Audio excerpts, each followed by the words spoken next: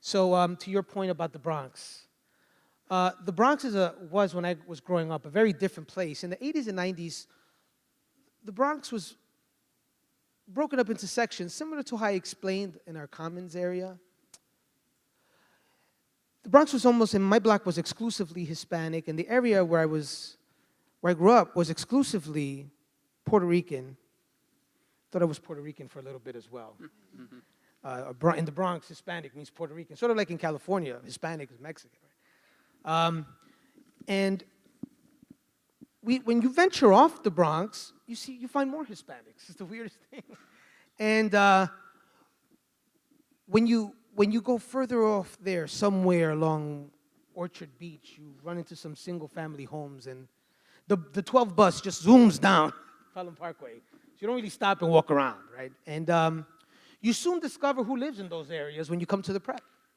And I couldn't believe when I told you earlier, I saw people from Woodlawn. And I said, that's how they look like in Woodlawn.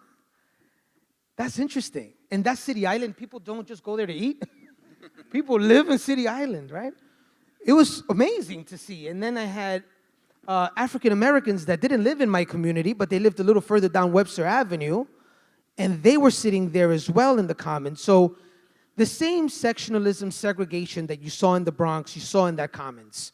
Somehow, people broke up into their groups based on where they lived, but that's where we lived. And that segregation was clear in our neighborhoods because in the 80s and 90s, I never saw, as I mentioned, anybody that looked different from me living with me. Very different today. I would never have imagined coming back to the Bronx, coming to teach here in the Bronx and buying a home in the Bronx and raising my kids in the Bronx. I would never thought that. I would have thought I would have moved to where the Westchester kids lived, which is where I wanted to go for so long because they had things so nice up there. They're so nice in Westchester. So I never really thought that would happen, but I came back, and what I'm looking at when I see the Bronx is very different. The Bronx looks different. The Bronx is a safer place. The Bronx is a great place to raise your kids. The Bronx, you realize now, has the Bronx Zoo and the botanical gardens and all these colleges and universities and beautiful people. And the neighborhoods are more integrated now than they were when I was growing up, but there is still a lot of work to be done.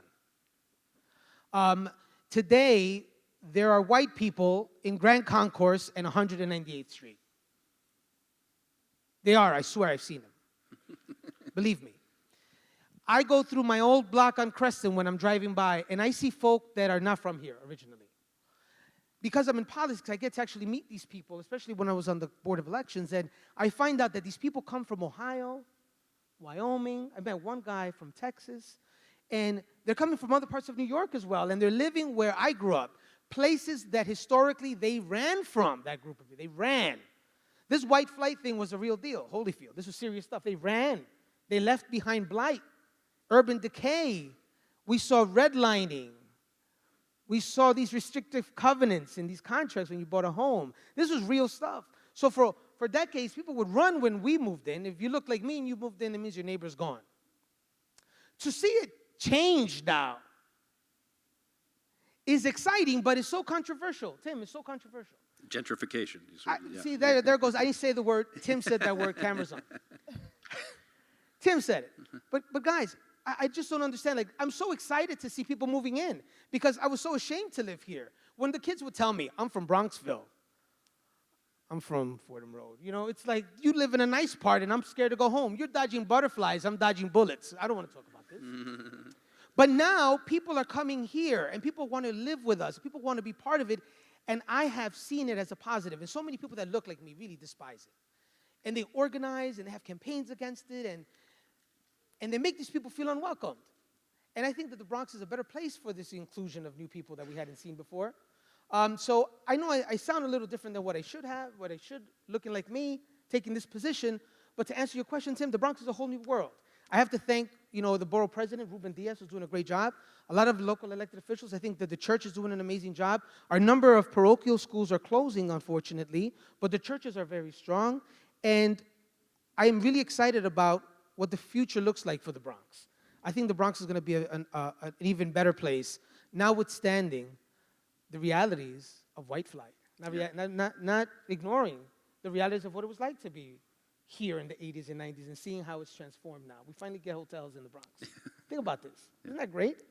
I think things are getting better.